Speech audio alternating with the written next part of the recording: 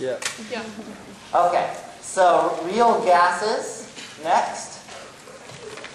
This is chapter 6. There's a couple things you need to know. Some of these are concepts, some of these are equations. Okay? So, ideal gas law is this. A real gas is anything that deviates from the ideal gas. Okay? So you got PV equals nRT. If we go PV over nRT for the ideal gas, we get a 1 here. Okay, right there, there's a 1. For real gases, when you take PV divided by nRT, you do not get the number 1. Okay, you get a number larger, smaller than that. It's just different.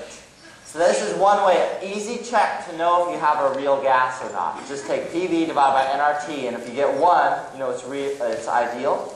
If it's not 1, it's real or non-ideal.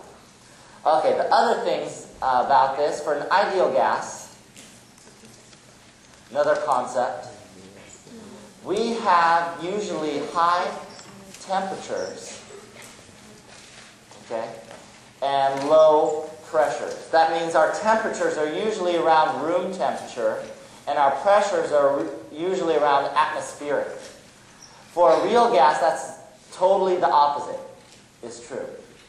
So the temperatures are usually low temperatures, cold, it gets cold, or high pressures. What happens is when the temperature goes down, the molecules attract more to each other. And when that happens, there's intermolecular attraction. That is one of the assumptions. We assumed in the ideal gas there's no attraction. So whenever you add attraction to the molecules, it starts to become real gas. The same is true for the higher pressure. As the pressure gets squished, the molecules get closer and closer to each other, and there's more attraction.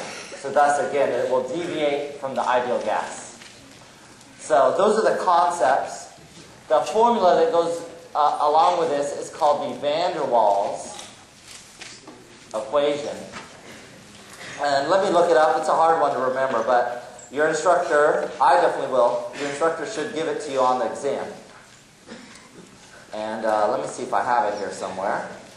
Essentially, it looks pretty similar in a weird way. It looks similar to the ideal gas law, except there's some constants in there that you'll need to watch out for. And but those constants will need to be given in order for you to solve the problem. So let me see if I have it. If I do, I'll write it down. If not, oh, I just found it. I'm too fast. But let's see if you have it too. Oh, fantastic. I'll just write yours because you were so kind. But it's the same as mine. Okay.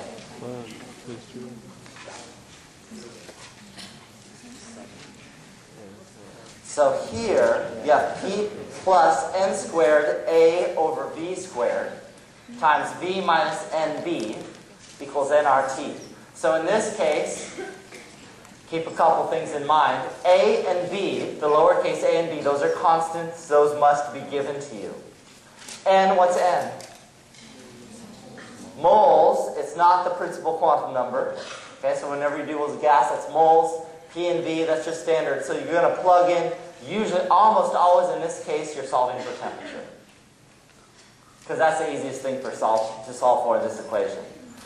These things that are added to P and V or subtracted from V, those are just factors, assumptions that van der Waal made to make approximations of real gases. There's a lot of other equations that describe a real gas. This is just one of them. Okay.